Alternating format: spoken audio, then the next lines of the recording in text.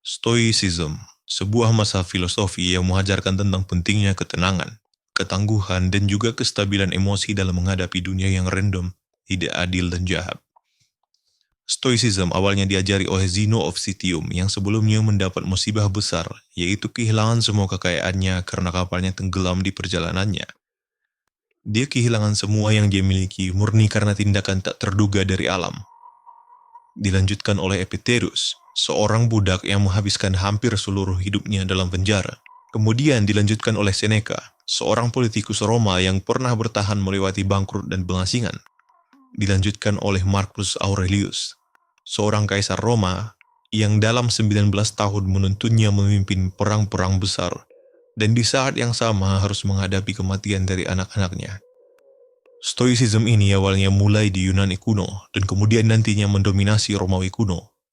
Pengikut-pengikut filosofi ini sangat banyak dan menyebar luas, mulai dari seorang budak sampai seorang kaisar, dan sangat terkenal sampai di zaman sekarang.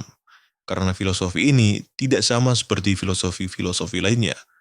Yang ini membantu kita menghadapi perasaan-perasaan negatif yang muncul karena kejadian-kejadian yang kurang mengenakan yang terjadi kepada kita. Orang yang memahami atau mendalami filosofi ini biasa dikenal sebagai Stoik. Stoik sekarang lebih dikenal sebagai orang yang tenang menghadapi hiruk-pikuk dunia, yang bisa tenang menjalani ketidakadilan dan tetap berusaha dalam menjalani hidupnya.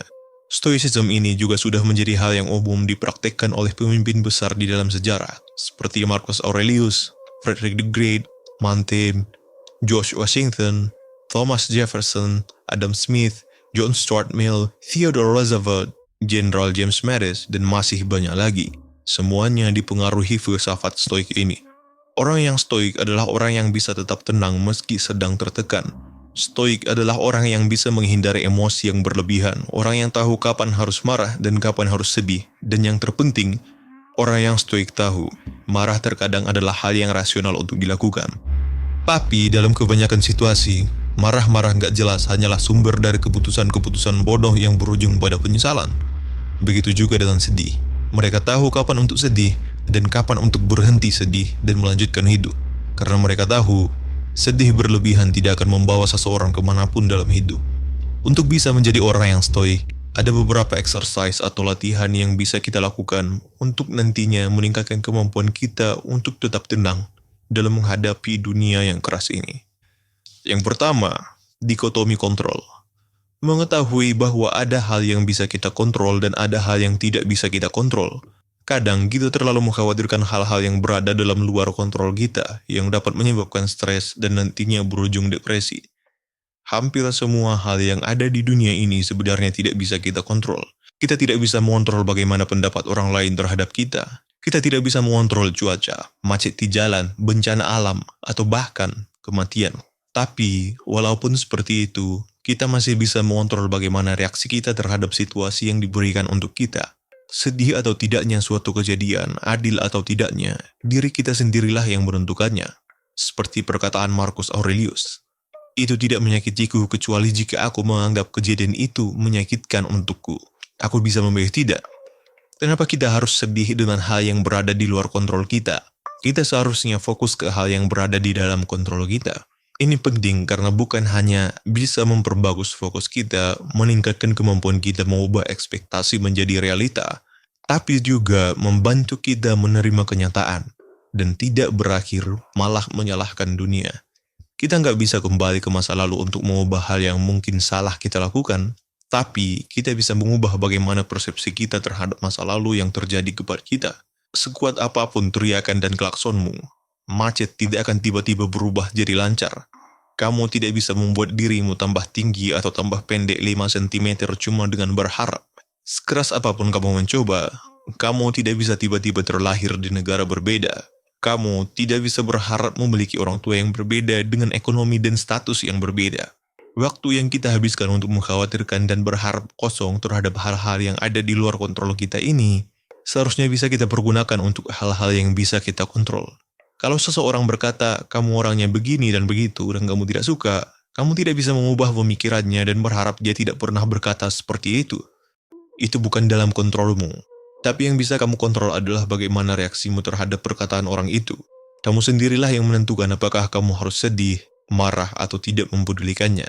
Itu semua tergantung pada dirimu sendiri. Jadi, cobalah tanyakan kepada dirimu setiap hari, dalam tiap situasi yang sedang kamu hadapi. Kalau bisa, buat jurnal dan refleksilah tiap hari. Mana yang ada dalam kontrolmu dan mana yang tidak. Dan tentukan bagaimana tindakanmu terhadap kejadian-kejadian itu. Yang kedua, premeditatio malorum. The premeditation of evils adalah latihan stoik tentang mengimajinasikan hal-hal yang bisa membuat sesuatu jadi buruk atau gagal. Membayangkannya di otak kita seolah-olah hal itu sudah terjadi.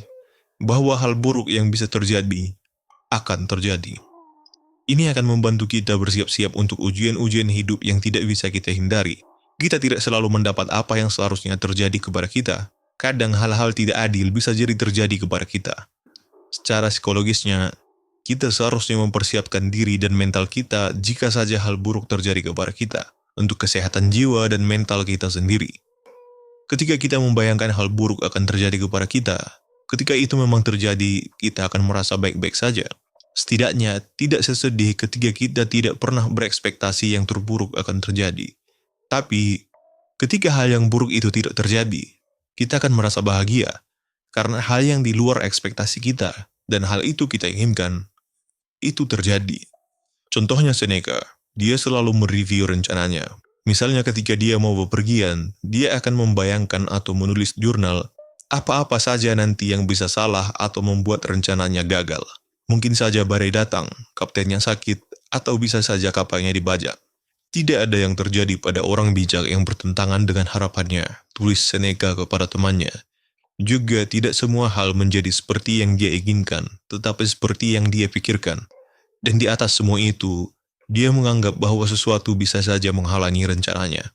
Bayangkan dengan jelas bagaimana kemungkinan terburuk yang akan terjadi. Dan juga bayangkan kalau itu masih survivable. Kamu tidak akan mati gara-gara hal buruk itu terjadi padamu. Sehingga, kalau misalnya terjadi hal buruk pun, kita sudah bersiap-siap dan tidak mengeluarkan emosi yang berlebihan seperti panik, marah, dan sedih yang berlebih yang nantinya justru malah memperburuk keadaan. Yang ketiga, amor fati. Filsuf hebat dari Jerman, Friedrich Nietzsche, menjelaskan apa yang disebut dengan manusia yang hebat, seperti dalam amor fati, cinta akan takdir. Orang itu tidak ingin ada yang berbeda, tidak di masa depan, tidak di masa lalu, tidak selamanya. Bukan hanya menanggung apa yang perlu, apalagi menyembunyikannya, tetapi menyukainya. Stoik sangat kental dengan attitude ini. Epictetus yang hidup sebagai budak yang dihadapkan dengan kesulitan demi kesulitan pernah berkata, jangan mencari hal-hal yang terjadi seperti yang Anda inginkan. Sebaliknya, berharaplah apa yang terjadi seperti bagaimana itu terjadi. Maka Anda akan bahagia. Terlalu mencintai mimpi sampai-sampai attach ke mimpi itu akan berbahaya jika saja mimpi itu nantinya tidak terwujud. Punya mimpi adalah hal yang bagus karena memberikan kita sense of purpose. Tapi detachlah dari mimpi-mimpi itu. Jangan terlalu terobsesi dengan mimpi dan tujuan. Sesekali praktekkan premeditatio malorum. Bayangkan kalau kamu gagal dalam mencapai mimpi-mimpi itu. Amor fati sangat bagus untuk dijadikan latihan dan mindset untuk menghadapi apa yang terjadi. Menghadapi setiap momen sebagai sesuatu untuk dihadapi, bukan untuk dihindari. Tidak peduli seberapa menantangnya hal itu. Dan juga menghadapinya sebagai bukan hanya hal yang harus dihadapkan sebagai hal yang oke, tapi harus dicintai. Yang keempat, memento mori. Marcus Aurelius pernah menulis, kamu bisa saja meninggal sekarang. Biarkan hal itu menentukan apa yang akan kamu lakukan, katakan dan pikirkan. Memento mori adalah personal reminder untuk tetap hidup dalam virtue sekarang dan tidak menunggu lagi. Orang bijak hidup selama yang dia bisa, bukan selama yang dia mau. Kualitas hidup lebih baik daripada kuantitas. Memento mori. Marilah kita mempersiapkan pikiran kita seolah-olah kita akan sampai pada akhir kehidupan. Mari kita tidak menunda apapun. Mari kita menyeimbangkan buku kehidupan setiap hari. Orang yang memberikan sentuhan akhir pada kehidupan mereka setiap hari tidak pernah kekurangan waktu. Seneca sering mengatakan untuk terus mengingatkan diri kita bahwa kamu mungkin tidak akan bangun lagi besok, atau kamu mungkin tidak akan tidur lagi, sebagai pengingat akan kematian. Steve Jobs beberapa kali dalam seminggu selalu duduk di pagi hari dan berpikir, kalau misalnya hari ini adalah hari terakhirnya, Apakah dia akan senang melakukan hal yang akan dia lakukan di hari itu? Kalau dia mendapatkan jawaban tidak dalam 3 hari berturut-turut, dia akan menghabiskan waktunya untuk duduk dan berpikir, apa yang salah? Kalau kita merasa kematian kita sudah dekat, hal yang selama ini kita inginkan untuk kita lakukan, pasti akan dilakukan. Hidup yang ingin dijalani pasti akan dijalani. Bagaimana kita seharusnya berpikir dan bagaimana seharusnya kita bertindak, tanpa harus menunda-nunda lagi. Karena kadang, kita tahu sesuatu itu penting untuk kita, tapi karena merasa masih punya waktu yang sangat banyak, kita dengan sombongnya menunda hal itu. Menggunakan reminders ini setiap hari akan membantu kita membangun hidup yang lebih fulfill dan tidak mengorbankan satu detik pun waktu kita sia-sia. Yang kelima, jurnal. Dalam Stoicism, art of journaling tidak sekedar diary. Latihan ini adalah filosofi itu sendiri. Mempersiapkan hari besok, refleksi hari yang telah lewat, mengingatkan diri kebijakan yang dipelajari dari orang lain, bacaan atau pengalaman di hari ini. Stoicism adalah filosofi tentang praktek dan rutinitas, bukan bacaan yang hanya perlu dibaca sekali untuk dimengerti, tapi perjalanan seumur hidup yang memerlukan ketekunan, pengulangan, dan konsentrasi. Seneca pernah menjelaskan kepada temannya, saya memeriksa sepanjang hari saya dan mengingat kembali apa yang telah saya lakukan dan katakan, tidak menyembunyikan apapun dari diri saya sendiri, tidak melewatkan apapun. Dengan menulis dan refleksi ups and downs, hal baik yang harus disyukuri, hal buruk untuk dipelajari dalam hari-hari kita, dan mempersiapkan hari esok, itu akan menciptakan sense of order dalam pikiran kita, seperti yang dilakukan oleh Marcus Aurelius dalam bukunya Meditations. Yang keenam, practice misfortune. Seneca yang kaya raya karena menjadi penasihat dari Nero, kaisar Roma saat itu, menyarankan agar kita menggunakan beberapa hari dalam sebulan untuk mempraktekkan kemalangan. Makan sedikit makanan, pakai baju yang paling buruk, jangan tidur di tempat tidur, dan tanya dirimu sendiri, apakah hal-hal ini yang aku takutkan? Rasa nyaman adalah jenis perbudakan yang terburuk, karena kamu akan terus takut sesuatu atau seseorang akan mengambil rasa nyaman itu darimu. Tapi kalau kamu mempraktekkan misfortune, kalau misalnya kejadian itu terjadi dalam hidupmu nantinya, mentalmu tidak akan serusak sebelumnya. Emosi seperti rasa takut dan anxiety datang dari ketidakpastian, bukan dari pengalaman. Dan emosi ini bisa merusak mental, keputusan, dan bahkan hari-hari kita. Solusinya adalah berbuat sesuatu. Buatlah dirimu familiar dengan skenario terburuk yang kamu takutkan, dan rasakan bagaimana rasanya hidup dengan hal yang paling kamu takutkan. Yang ketujuh, train perceptions. Stoicism mempunyai latihan bernama membalikkan halangan, yang berarti tiap situasi atau hal yang buruk bisa diubah menjadi sumber dari sesuatu yang baik. Kalau misalnya kau mencoba untuk menolong seseorang dan reaksinya bukan berterima kasih, tapi malah pengen ditonjok, daripada membuat hidupmu jadi lebih buruk, mungkin saja itu pelajaran untukmu untuk lebih bersabar. Atau ketika orang yang dekat denganmu meninggal, itu mungkin adalah pelajaran untukmu untuk lebih tabah. Tidak ada hal baik atau buruk dalam Stoicism.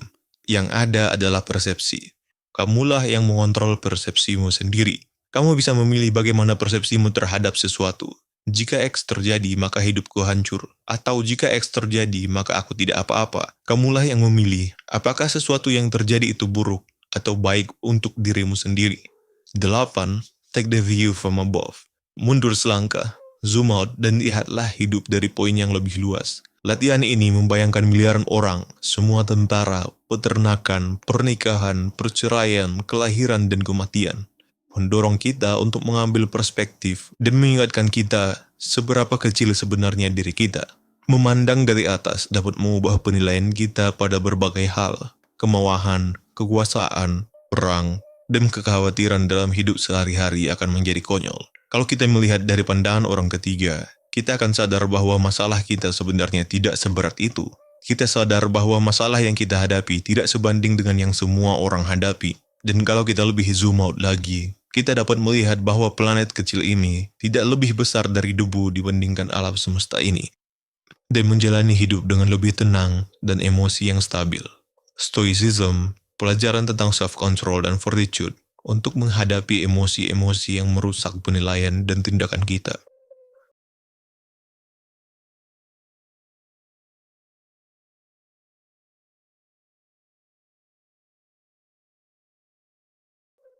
Terima kasih.